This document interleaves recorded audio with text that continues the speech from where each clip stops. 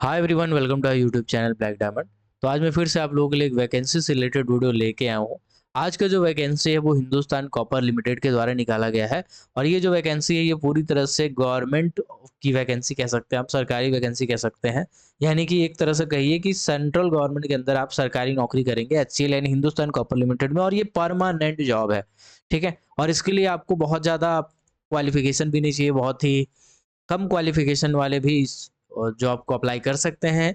कौन-कौन से पोस्ट हैं और कौन अप्लाई कर सकते हैं इसके बारे में डिटेल में जानते हैं। उससे पहले मैं आपको बता देना चाहता हूँ कि अगर आप माइनिंग सरदार की, ओवरमैन की, सेकंड क्लास मैनेजर का, लेजिस्लेशन का, डीजीएमएस एग्जाम के लिए, चाहे आप कोल इंडिया की तैयारी कर रहे हो, चाहे डीजीएमएस एग्जाम की तैयारी कर रहे हो, साथ ही साथ अगर माइनमेट की तैयारी कर रहे हो, फॉरमैन की, एसएमसी लेजिस्लेशन की, मेटल वाले की, चाहे आप डीजीएमएस एग्जाम की प्रिपरेशन कर रहे हो, चाहे आप मेटल माइनिंग की कोई कंपनी की प्रिपरेशन कर रहे हो, अगर आप ऑनलाइन क्लासेस ज्वाइन करना चाहते हैं तो बैचेज ऑलरेडी अभी नए-नए स्टार्ट हुए हैं, अभी-अभी शुरू हुआ है, तो आप चाहें तो ज्वाइन कर सकते हैं। इसके लिए आप व्हाट्सएप नंबर पे कॉल मैसेज कर सकते हैं, कॉल भी कर सकते हैं बट मैसेज करेंगे ज़्यादा अच्छा रहता है, मैं रिस्पॉन्ड कर दूँगा आपको।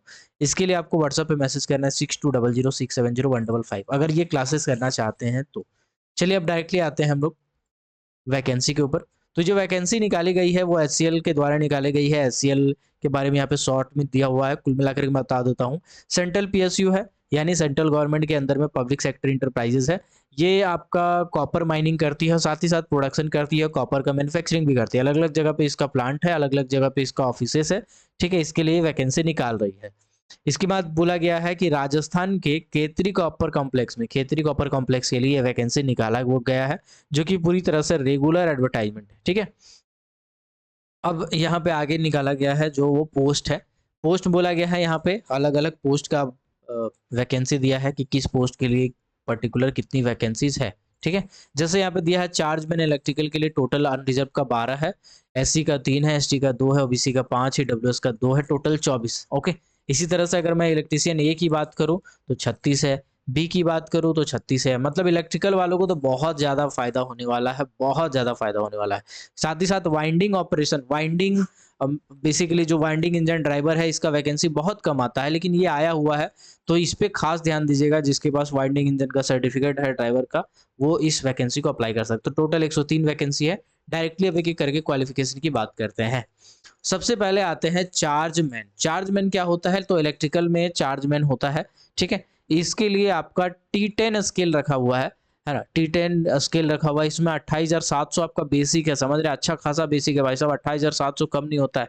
आप अगर जोड़ोगे ना तो इसमें 23% एचसीएल का पर्क जुड़ता है, प्लस 40-45% के आसपास आपका जो महंगाई भत्ता होगा वो जुड़ेगा। तो जोड़-जाड़ के आपका अच्छा खासा पेमेंट जाने वाला है स्टार्टिंग में, और बाकी धीरे-धीरे तो अच्छा पेमेंट होगा। ठीक है?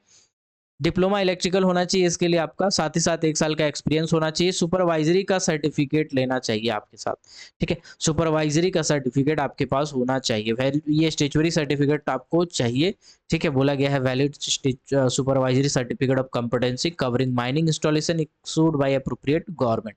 माइनिंग फील्ड में अगर आपने लिया हो, तो आपका सुपरवाइज़री का, है ना? सुपरवाइज़री सर्टिफ़िकेट वैलिड होना चाहिए, ठीक है? बट अगर आप आईटीआई किए हैं, तो आईटीआई के साथ आपका 3 साल का एक्सपीरियंस चाहिए था।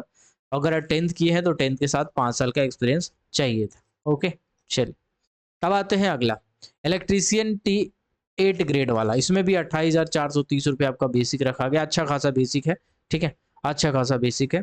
आईटीआई इलेक्ट्रिकल किए हो, साथ ही साथ 4 साल का आपके पास इलेक्ट्रीशियन का अनुभव होना चाहिए, या 10th क्लास पढ़े हो और साथ ही साथ 7 साल का एक्सपीरियंस होना चाहिए। तो 10th वाले भी अप्लाई कर सकते हैं, आईटीआई वाले भी कर सकते हैं। इसके बाद बोला गया है वायरमैन का परमिट आपको चाहिए, इलेक्ट्रिकल इंस्पेक्टर से वायरमैन का परमिट आपको चाहिए। फिर यहाँ पे इलेक्ट्रीशियन का जो बोला गया है वो ये बोला गया है कि जो इलेक्ट्रीशियन है, इलेक्ट्रीशियन T07 ग्रेड का है, इसमें 28,220 रुपये आपका मिलने वाला है इलेक्ट्रीशियन में। आईटीआई इलेक्ट्रिकल होना चाहिए, साथ ही साथ 3 साल का आपको एक्सपीरियंस होना चाहिए इलेक्ट्रीशियन में। 10th अगर आप किए हो, साथ ही साथ 6 साल का एक्सपीरियंस आप इलेक्ट्रीशियन में हो तो अप्लाई कर सकते हैं। इसमें बोला गया है कि वायरमेट परमिट होना चाहिए जो कि इलेक्ट्रिकल इंस्पेक्टर से दिया जाता है। तो इस चीज़ का ध्यान रखेंगे। इसके बाद आते हैं वाइंडिंग बी। विड बी का मतलब क्या होता है? Winding engine driver. W for winding, E for engine, D for driver, और बी आपका कैटेगरी रखा गया है इसके अंदर में। 28,220 रुपये आपका बेसिक है, मतलब अच्छा खासा सैलरी जाने वाला है। डिप्लोमा होना चाहिए, अगर डिप्लोमा है तो 1 साल का एक्सपीरियंस होना चाहिए आपके पास। ग्रेजुएट है तो भी 1 साल का एक्सपीरियंस होना चाहिए। अप्रेंटिस अगर किए हैं सिर्फ तो आपका 3 साल का अप्रेंटिस होना चाहिए, और अगर 10th किए हैं तो 6 साल का एक्सपीरियंस होना चाहिए। ठीक है, तो एक्सपीरियंस बोला गया है, साथ ही साथ स्टैट्यूटरी सर्टिफिकेट भी होना चाहिए आपके पास। स्टैट्यूटरी सर्टिफिकेट जो बोला गया है, 1 साल का वाइंडिंग इंजन ड्राइवर का सर्टिफिकेट आपके पास होना चाहिए। First class, sorry first class second class दो टाइप का होता है। अगर आप मेटल में काम करोगे, कोल में सिर्फ वाइंडिंग इंजन ड्राइवर होता है। तो यहाँ पे फर्स्ट क्लास बोला गया है। ठीक है, तो ये बहुत अच्छा वैकेंसी है। वाइंडिंग इंजन का बहुत कम वैकेंसी आता है और बहुत कम कंपटीशन रहता है इसमें। इसमें जितना सीट है ना वो भी फुलफिल होना बहुत मुश्किल हो जाता है। सिर्फ आपको क्वालिफाई करना है, ऐसा मान के चलिए आप। ठीक है, अब आगे अगर आप डिटेल में बात करो कि कब से कब तक इस फॉर्म को भर सकते हैं, तो आपका जो डेट है वो 27/1/2025 से स्टार्ट हो चुका है, और अभी आपका डेट अच्छा खासा बचा है। 25 फरवरी तक आपका डेट है, मिडनाइट तक ऑनलाइन अप्लाई करने के लिए। तो आप अगर इसमें से कोई भी एलिजिबिलिटी को पूरा करते हैं तो बहुत अच्छी कंपनी है, बहुत अच्छा सैलरी है, बहुत अच्छा लाइफ स्टाइल है, आप जरूर अप्लाई करेंगे, बहुत कुछ सीखने को मिलेगा इनकी माइंड्स में। ठीक है, चल अब आते हैं आगे। मिनिमम एज लिमिट यहाँ पे बोला गया है कि मैक्सिमम जो एज लिमिट है वो 40 साल है। मिनिमम का तो खैर ऐसा कोई एज नहीं है ना। चलिए, बाकी SC ST OBC central government के हिसाब से होना चाहिए, है ना। यहाँ पे सैलरी आपको बता दिया गया है। सैलरी मोटा मोटी यहाँ पे मैं आपको समझा देता हूँ। अगर 28,000 रुपये आपका बेसिक है, ठीक है, तो बेसिक पे के साथ आपको क्या क्या मिलेगा, इंडस्ट्रियल डियरनेस अलाउंसेस। तो इंडस्ट्रियल डियरनेस अलाउंसेस जो भी फैसला होता है, जैसे सेंट्रल गवर्नमेंट में अभी 40% के आसपास चल रहा है। ठीक है, कोल इंडिया को अगर छोड़ दें, क्योंकि कोल इंडिया का अलग हिसाब किताब है। इसके बाद जो आपका पर्क है, अलाउंस है, ये 23% के आसपास है बेसिक पे का। यानी बेसिक पे में और 23,000 रुपये ऐड करेंगे।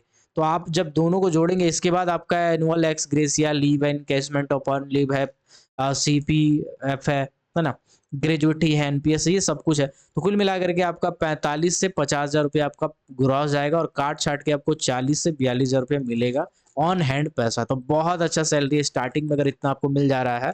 ठीक है, बहुत अच्छा सैलरी है। इन पोस्ट में जनरली इतना नहीं मिलता है। ठीक है, HCL का पेमेंट बहुत अच्छा है।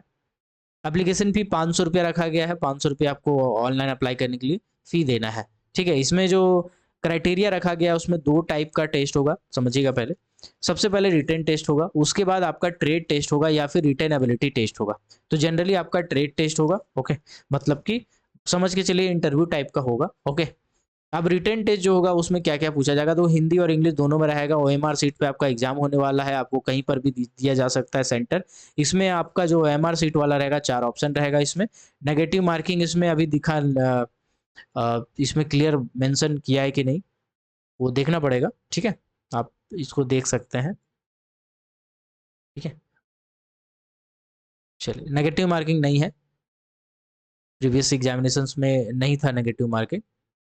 तो आराम से आप ध्यान दे दीजिएगा एक बार उसका, जब अप्लाई करेंगे। और आपका सिलेबस ये बेसिकली रिलीज करता है, तो सिलेबस रिलीज करेगा तो उस टाइम आपको पूरे डिटेल में दिया रहता है।